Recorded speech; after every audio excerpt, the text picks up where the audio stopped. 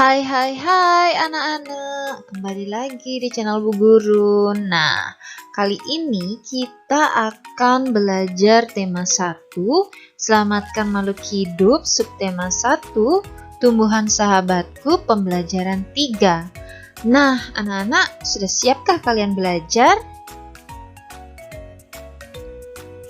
Tumbuhan selain berkembang biak dengan cara generatif, ternyata juga berkembang biak dengan cara vegetatif. Bagaimana perkembangbiakan vegetatif pada tumbuhan? Ayo kita cari tahu bersama. Nanas, bawang merah, dan pohon pisang merupakan contoh tanaman yang berkembang biak dengan cara vegetatif.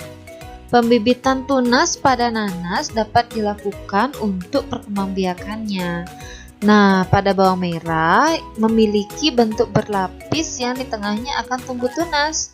Umbi lapis terdiri atas daun yang tumbuh melapisi batang dan membengkak di dalam tanah. Pohon pisang berkembang biak dengan cara membentuk anak pisangan pohon yang disebut tunas. Nah, anak-anak, apakah kalian tahu apa sih sebenarnya perkembangbiakan secara vegetatif itu? Ya, perkembangbiakan secara vegetatif adalah cara berkembang biak suatu makhluk hidup yang terjadi tanpa melalui perkawinan.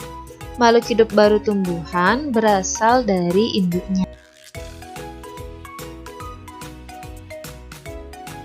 Nah, anak-anak, perkembangbiakan vegetatif itu dibagi menjadi dua.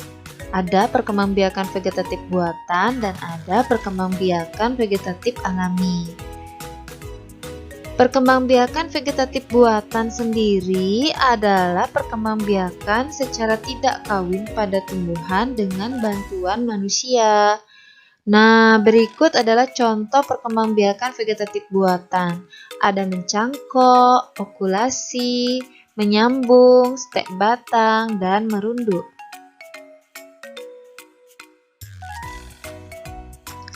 Perkembangbiakan vegetatif alami adalah perkembangbiakan secara tidak kawin pada tumbuhan yang terjadi dengan sendirinya. Nah, tumbuhan yang berkembang biak secara vegetatif alami dilakukan dengan menggunakan bagian dari tumbuhan itu sendiri. Adapun contohnya yaitu dengan akar tinggal, umbi lapis, umbi batang, umbi akar, tunas adventif, spora, dan geragi. Wah, sungguh hebat ya ternyata anak-anak, semua tumbuhan yang diciptakan oleh Tuhan Yang Maha Esa. Tiap tumbuhan tentunya memiliki cara yang unik untuk menjaga kelestariannya. Melestarikan tumbuhan merupakan salah satu wujud rasa syukur kepada Tuhan Yang Maha Esa.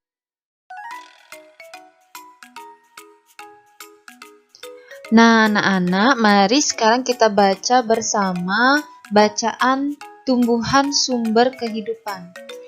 Indonesia adalah negara kepulauan yang terletak di garis khatulistiwa.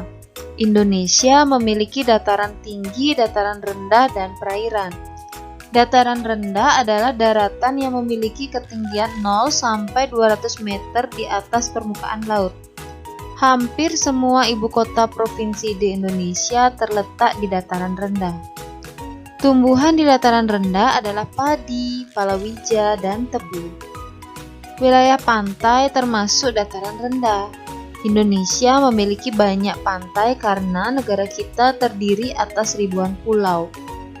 Tumbuhan di wilayah pantai adalah kelapa, bakau, dan gangga. Dataran tinggi adalah dataran luas dengan ketinggian lebih dari 200 meter di atas permukaan laut.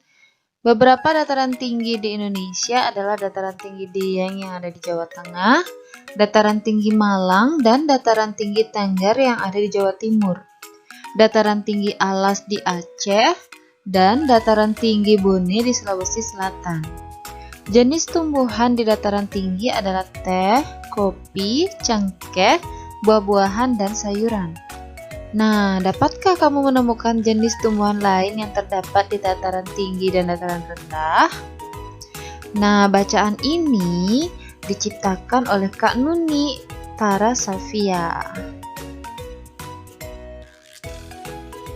Nah, anak-anak, setelah anak-anak membaca bacaan tadi, sekarang mari anak-anak temukan ide pokok pada tumbuhan sumber kehidupan.